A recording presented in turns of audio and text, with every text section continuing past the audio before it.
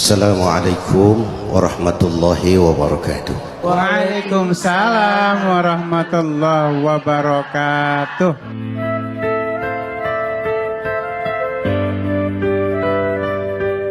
Dajjal artinya pendusta-pendusta yang menyesatkan manusia. Ada dua macam dajjal, saudara. Ada dajjal kecil. Ini dajjal kelas teri. Kalau ini sejak zaman Rasulullah sudah ada itu. Tiap zaman ada. Di zaman Rasulullah misalnya ada yang bernama Aswad al-Unsi dari Yaman. Ada yang namanya Musailamah al-Kazzab dari Yamamah. Ada yang namanya Ibnu Sayyad dari Madinah. Ini dajjal-dajjal di zaman Rasul. Musailamatul Kazzab memproklamirkan diri jadi nabi dia. Di zaman Rasul masih hidup. Ini dajjal zaman Nabi. Di zaman sahabat muncul dajjal-dajjal. Di zaman kita sekarang ini dajjal-dajjal pun gentayangan. Dajjal-dajjal kelas teri. Kerjanya mendustakan manusia, menyesatkan manusia, memalingkan manusia dari jalan yang benar dan diridhoi oleh Allah Subhanahu wa taala. Adapun yang merupakan tanda besar dari datangnya kiamat, dajjal-dajjal kelas kakap. Pembohong-pembohong besar yang menyesatkan masyarakat manusia berpaling dari jalan Allah mengikuti jalan mereka. Apa sih ciri dajjal itu? Kata Nabi dalam hadis Bukhari Muslim, "Inna dajjala", sesungguhnya yang namanya dajjal itu yakhruju, satu saat akan muncul mendekati hari kiamat. Wa inna ma'ahu ma'an, si dajjal ini membawa air. Wanaran, dan juga membawa api. Dua simbol. Di tangan yang satu dia bawa air, di tangan yang satu dia bawa api. Wa ammal ladzi yarahu an-nasu ma'an fanarun. Adapun yang orang banyak lihat air, hakikatnya adalah api. Yang dilihat api, hakikatnya adalah air. Oleh sebab itu, kalau api yang ditawarkan, ambillah air. Kalau air yang ditawarkan, pilihlah api. Maksudnya apa ini? Ini bahasa simbol, saudara-saudara. Dajjal bicaranya seolah-olah untuk kepentingan manusia. Menawarkan surga. Surga yang dia tawarkan hakikatnya neraka. Hai manusia, kalau kau mau bahagia, jangan dekat-dekat dengan agama. Solat itu tidak efektif dan efisien, tidak produktif dari segi ekonomi itu. Menghadiri majelis taklim cuma buang-buang waktu. Tahajud, tasbih, tahlil, baca Quran, apa itu? Pekerjaan mubazir saja. Hidup ini cuma sekali. Masa yang cuma sekali, manfaatkan dengan sebaik-baiknya. Mumpung. Dibawanya sifat mumpung, tetapi dalam pengertian yang sangat negatif. Bicaranya seolah-olah untuk kepentingan manusia, tetapi sebenarnya menjerumuskan manusia. Menawarkan air, tapi sebenarnya api. Menawarkan api, tapi hakikatnya air. Buat apa kamu sholat? Buat apa kamu bayar zakat? Buat apa kamu puasa? Surga yang dicanangkan dajjal, hakikatnya neraka. Neraka yang digambarkan dajjal, pada dasarnya adalah surga. Jadi memutarbalikan fakta itu kerjaan dajjal. Yang hak jadi batil, yang batil dibilang hak, yang benar jadi salah, yang salah malah jadi benar. Tuntunan disuruh jadi tontonan, tontonan malah menjadi tuntunan. Itu pekerjaan dajjal profesinya. Zamannya Nabi Adam, dajjalnya kan iblis. Betul? Betul. Apa sih gang kerayuan iblis itu? Allah setelah menciptakan Nabi Adam kan bilang, Adam, kau dan istrimu Hawa tinggal di surga ini. Seluruh fasilitas yang ada di surga persilahkan kau nikmati. Satu yang tidak boleh, jangan coba-coba dekati pohon khuldi. Dekat saja jangan, apalagi sampai memetiknya. Datang Dajjal yang namanya iblis ini. Adam, kamu tahu nggak kenapa tidak boleh makan buah khuldi? Ya nggak tahu, pokoknya saya dilarang. Bodoh kamu, Dam. Khuldun artinya kekal. Kalau kamu makan itu buah, kau akan kekal di surga buat selamanya. Allah tidak kepengen, maka dilarang kamu makan buah khuldi. Kalau kau ingin kekal di surga, Adam, makan saja. Saya bicara begini ini untuk kepentingan kamu, Adam. Ini kan ciri-ciri Dajjal. Bicaranya sih seolah-olah untuk kepentingan Nabi Adam. Hakikat sebenarnya menjerumuskan Nabi Adam supaya ingkar dan melanggar larangan dari Allah Subhanahu wa ta'ala. Jadi setelah muncul Dajjal, timbul kekacauan-kekacauan di masyarakat. Banyak yang terpengaruh, terpedaya dan terpesona. Termasuk mereka yang memproklamirkan diri jadi nabi. Mereka yang memproklamirkan diri jadi rasul di zaman sesudah Rasulullah wafat. Itu adalah Dajjal-Dajjal. Maka saya ingatkan, kalau di zaman kita sekarang ini ada orang ngaku jadi nabi, ada orang ngaku jadi rasul, biar bahasa Arabnya kental, Quran hafal, hadis ribuan hadis hafal, biar pakai serban sampai menyengser ke tanah, bahasa Arabnya fasih, tapi dia mengaku jadi nabi, jadi rasul. Kita umat Islam wajib tidak percaya. Wajib untuk tidak percaya. Itulah Dajjal-Dajjal zaman kita sekarang ini. Tidak mustahil mereka datang mempengaruhi orang awam supaya berpaling dari Rasulullah, mengikuti mereka.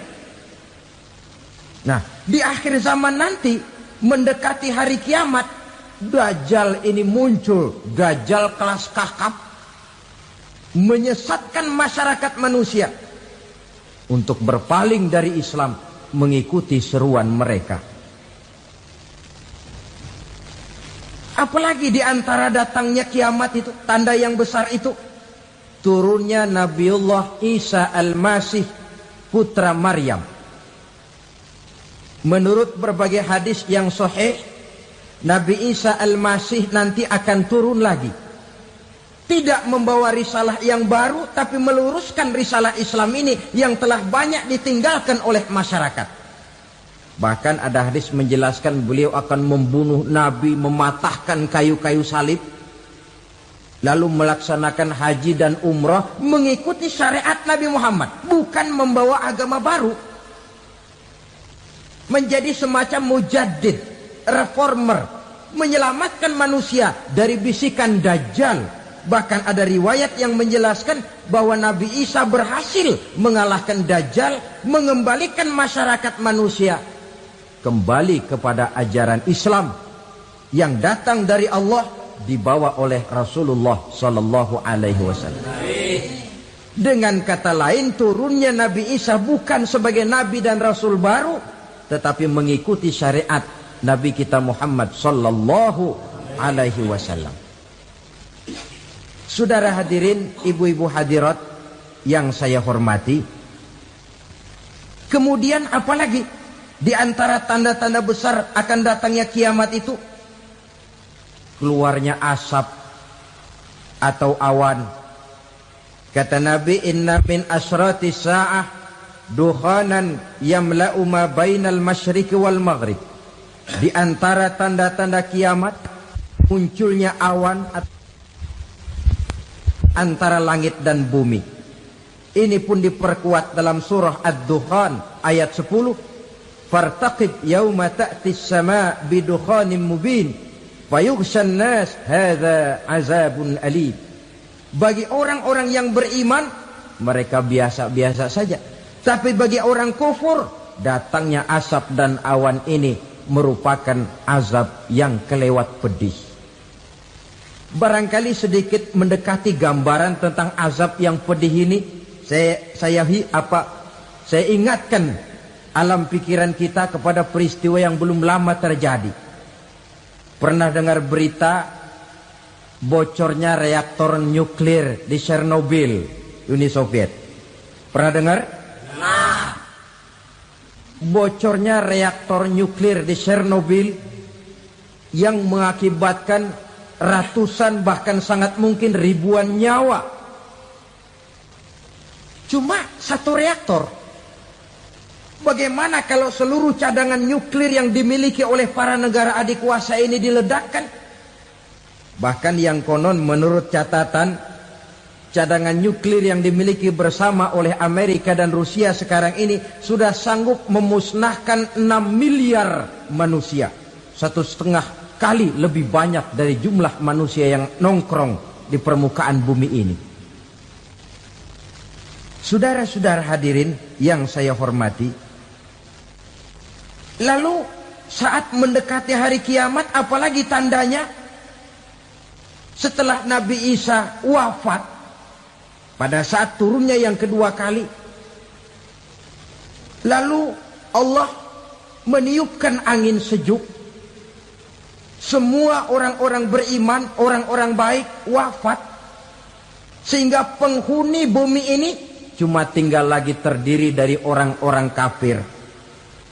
Tidak ada lagi di bumi ini yang bisa mengucapkan Allah. Sehingga dalam hadis qudsi itu ada keterangan, Innallaha azza wa jalla yaqulu li Israfil. Allah pernah pesan kepada malaikat Israfil. Kata Allah, Israfil, "Idza sami'ta qailan yaqul Allah Allah, fa akhirin nafakh 40 sanatan ikraman liqailiha."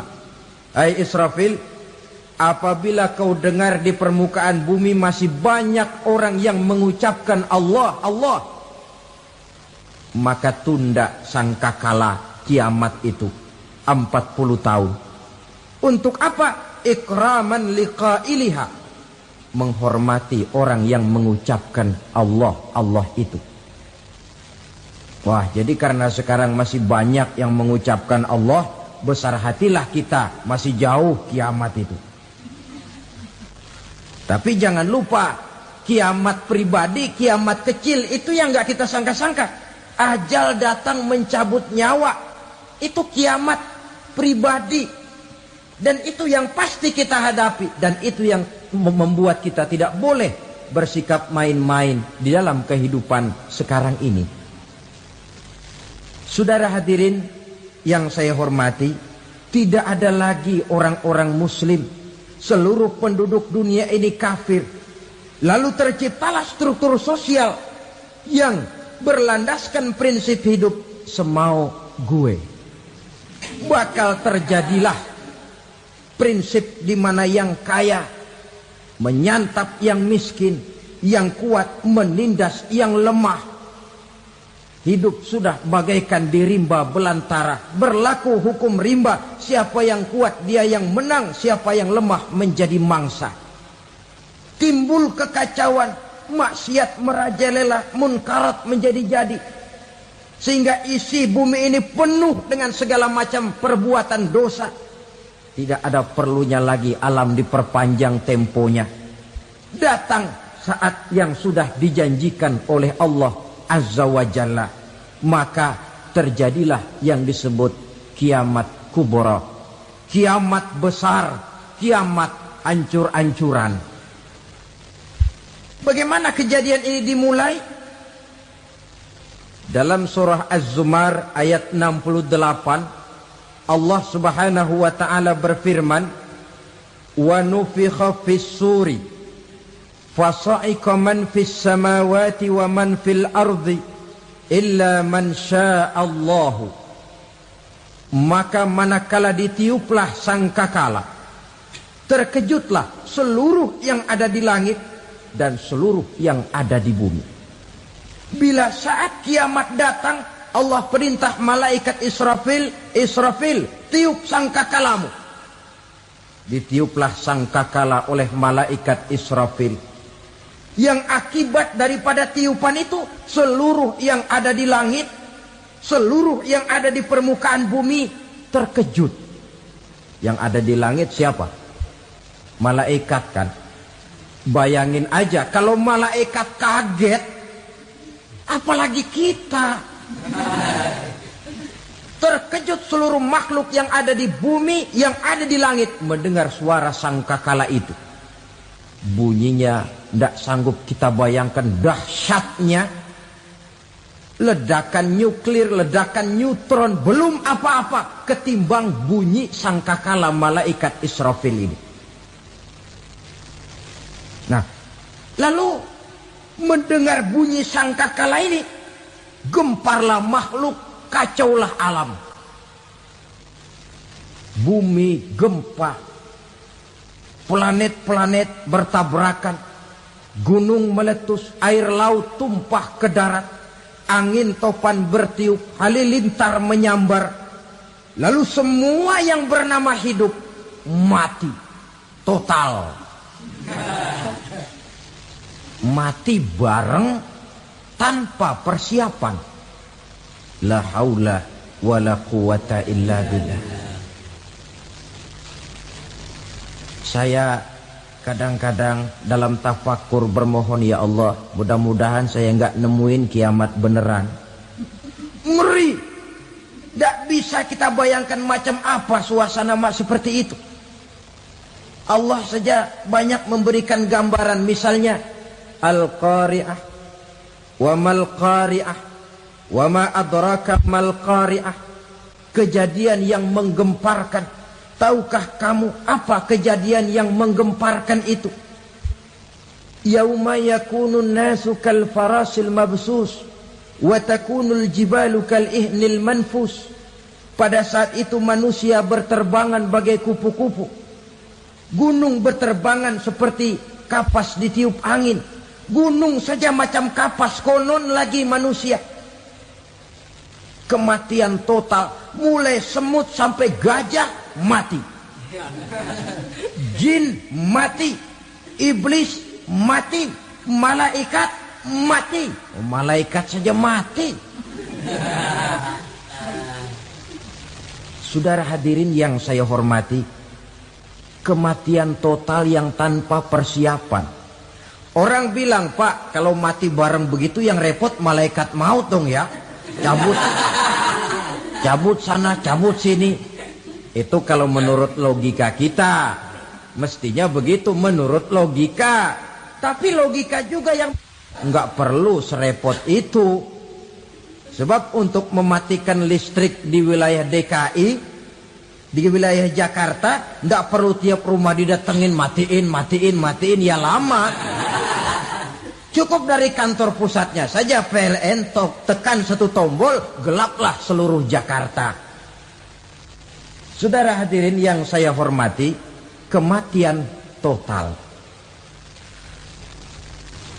Lalu setelah kematian total, planet-planet juga mati, dalam arti tidak bergerak dan beredar. Angin mati, dalam arti tidak bertiup. Air mati, dalam arti tidak ada riak gelombang. Pokoknya semua mati. Kullu nafsin za'iqatul maut. Semua yang bernafas mati. Dalam ayat lain, kullu man 'alaiha fan. Semua yang ada di permukaan bumi fana. Yang kekal cuma Allah Subhanahu wa ta'ala. Yang paling belakang mati malaikat maut dan malaikat Israfil. Tapi mati juga sesuai dengan janji Allah.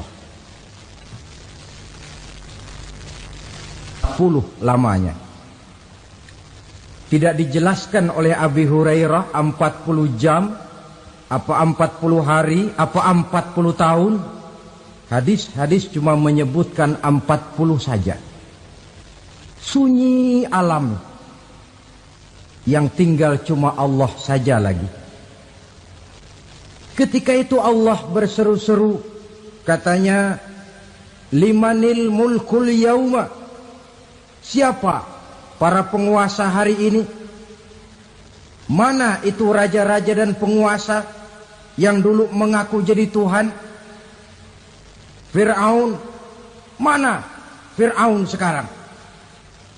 Yang dulu jadi raja, merasa berhasil, sombong, lalu tidak mau turun-turun dari kekuasaannya, sampai kepada puncak kekurang ajarannya mengangkat diri jadi Tuhan. Mana itu Fir'aun?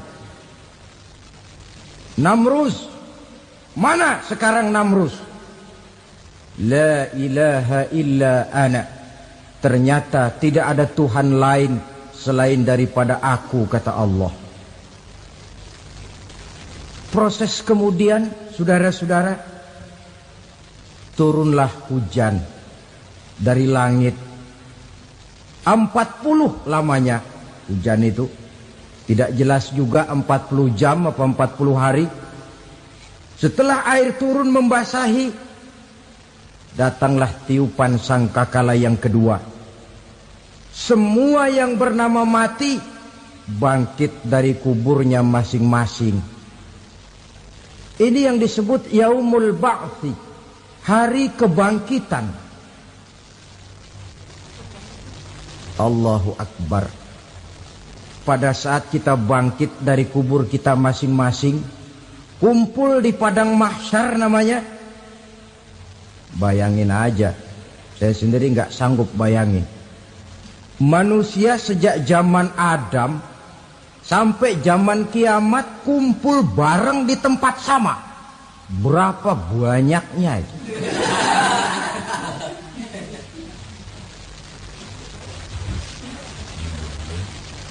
Dan yang luar biasa menurut satu riwayat, pada saat bangkit itu, Masya Allah, roman muka kita berubah. Disesuaikan dengan amalan kita waktu di dunia ini. Barang siapa yang waktu di dunia amalannya itu amalan tikus, di akhirat nanti dia bangkit dari kubur, mukanya seperti muka tikus. Gagah betul badannya, tapi mukanya seperti tikus. Kenapa? Amalannya waktu di dunia seperti amalan tikus. Apa amalan tikus itu? Suka ngegeragoti barang yang sudah disimpan rapi-rapi. Orang sudah simpan uang rapi-rapi, simpan perhiasan rapi-rapi, digeragoti oleh tikus. Maling-maling, pencoleng-pencoleng, koruptor-koruptor. Itu nanti di akhirat nanti kita lihat mukanya seperti muka tikus. Oh ini waktu di dunia suka nyolong, mukanya seperti muka tikus. Barang siapa yang waktu di dunia ini amalannya itu amalan macan, dia akan bangkit nanti mukanya seperti muka macan. Apa amalan macan? Macan itu amalannya menang-menangan. Orang yang mau menang saja nggak mau mengalah. Coba lihat di hutan. Kenal hutan nggak? Di hutan, raja hutan di mana-mana pasti macan. Betul kan? Betul. Padahal hutan belum pernah bikin pemilihan umum. Tapi macan tidak peduli ada pemilihan umum apa tidak, pokok saya raja. Sebab apa? Macan jadi raja itu bukan karena benar, tapi karena kuat jadi raja. Setelah dia jadi raja, rakyat hutan yang mesti dilindungi malah dimakan oleh raja macan. Kambing rakyat hutan dimakan oleh macan. Ayam rakyat hutan dimakan oleh macan. Itu nanti kita lihat di akhirat itu mukanya seperti muka macan, gagah betul. Lalu barang siapa yang di dunia ini amalannya itu seperti amalan anjing, nanti dia punya muka seperti muka anjing. Apa amalan anjing? Pertama, anjing itu kalau disuruh jaga rumah, dia tidak bisa membedakan mana maling, mana tamu. Biar yang datang maling kalau bawa tulang, anjing kalem. Yang kedua, anjing itu akan setia kepada siapa saja yang memberinya roti.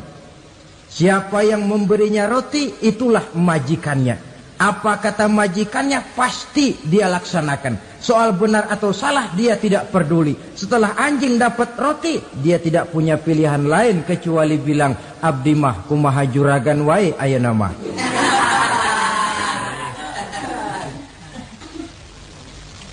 Saudara hadirin yang saya hormati, berkumpul di padang mahsyar, tiap orang sibuk dengan persoalannya masing-masing. Matahari waktu itu didekatkan oleh Allah. Panas luar biasa. Ada yang saking panasnya itu mencucurkan peluh keringat sampai sebatas mata kakinya. Ada yang keringatnya sampai sedengkulnya. Ada yang keringatnya sampai sepusatnya. Ada yang keringatnya mengalir sampai sebahunya. Ada yang kelelap oleh keringatnya sendiri, sementara orang di sampingnya nggak apa-apa. Bergantung lagi amalan dia waktu di dunia ini.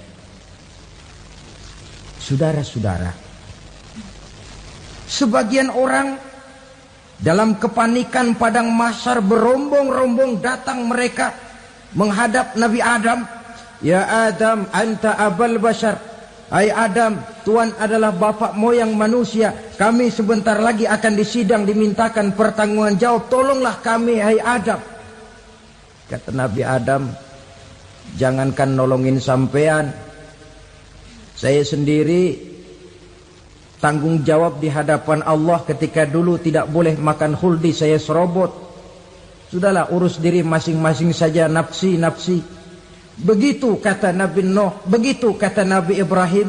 Tiap orang bertanggung jawab sendiri-sendiri. Ketika itulah saudara-saudara, nikmatnya menjadi umat Nabi besar Muhammad sallallahu alaihi wasallam. Sebab apa? Walaupun menurut abjad kita ini umat paling belakang, paling belakang kita ini toh, karena Nabi Muhammad adalah Nabi akhir. Tapi akan dihisap lebih dulu, lewat di atas sirat lebih dulu, masuk surga lebih dahulu ketimbang umat-umat belakangan. Ketika Rasul mendekati ajal, beliau tanyakan itu kepada malaikat Jibril. Malaikat Jibril berkata, Muhammad jangan khawatir, Allah sudah berjanji, inni haramtul jannata ala sairil anbiya hatta tadkhulaha anta. Wa haramtuha ala sairil umami hatta tadkhulaha ummatuka. Surga aku haramkan buat seluruh nabi kecuali kalau engkau Muhammad sudah masuk ke dalamnya. Dan surga aku haramkan buat seluruh umat kecuali kalau umatmu Muhammad sudah masuk ke dalamnya. Logikanya, walaupun menurut abjad kita umat paling belakang, bakal dihisab paling dulu, lewat di atas sirat paling dulu, masuk surga paling dulu. Kalau mampir ke neraka juga paling dulu. Ya resiko. Jangan mau enaknya aja paling dulu. Saudara hadirin yang saya hormati, setelah masa kebangkitan, itu jangan dikira begitu bangkit langsung diperiksa. Masih menunggu menanti ribuan tahun. Perhitungan padang mahsyar. Untuk sampai kepada proses yang disebut yaumul hisab, hari perhitungan. Seorang demi seorang bakal dipanggil.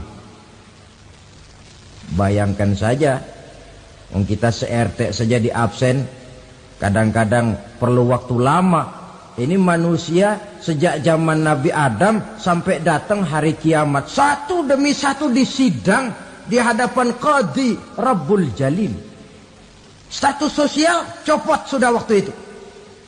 Yang pernah jadi hartawan di situ tidak lagi kelihatan kehartawanannya. Yang pernah jadi jenderal tidak lagi dipanggil jenderalnya. Yang ustadz tidak lagi dipanggil al-mukarramnya. Seluruh status sosial selesai. Dipanggillah kita seorang demi seorang menghadap Qadhi Rabbul Jalil. Bagaimana proses penghisaban itu? Pertama, proses tanya jawab. Di antaranya ada hadis menyatakan, lan tazula qadama 'abdin yaumal qiyamah hatta yus'ala an arba'i khisalin. Besok di hari kiamat tidak akan bergeser telapak kaki seorang hamba sampai dia ditanya lebih dulu tentang 4 persoalan. Tentang ilmunya. Kemana ilmu itu diamalkan? Tentang umurnya. Di mana umur itu dihabiskan? Tentang masa mudanya. Kemana masa muda itu dipakai? Tentang hartanya. Dari mana harta itu didapat dan kemana harta itu dibelanjakan.